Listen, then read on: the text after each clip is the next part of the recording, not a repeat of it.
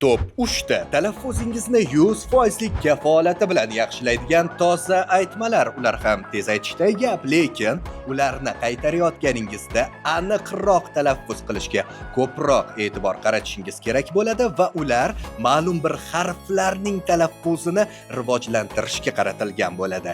Misol uchun B harfini talaffuzini yaxshilash uchun belbog'ini belga bog'lab, bog'bon bobo boqqa bordi tez aytishini sekin, xuddi shunday dona-dona har bir artikulyatsion mushaklarni ishlatgan va kuchliroq zo'riqtirgan holda takrorlashingiz kerak. Yoki Q va R harflarini talaffuzini yaxshilaydigan Qurramalik, Qurbonjon, Qurbaqani qurilishidan qattiq qo'rqib qochib qoldi tez aytishini ham xuddi shunday takrorlashingiz mumkin bo'ladi.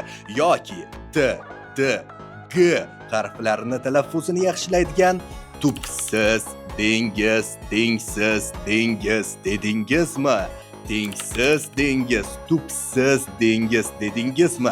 Tez aytishlarni ishlatishingiz mumkin bo'ladi. Keyinchalik talaffuz yengilroq chiqishni boshlaganda bemalol 3 martadan tezroq qaytarishga o'tishingiz mumkin. Misol uchun tubsiz dengiz, tengsiz dengiz dedingizmi? Tengsiz dengiz, tubsiz dengiz dedingizmi? Tubsiz dengiz, tengsiz dengiz dedingizmi? Tengsiz dengiz, tubsiz dengiz dedingizmi? Tubsiz dengiz, tengsiz dengiz dedingizmi? Tengsiz dengiz, tubsiz dengiz dedingizmi?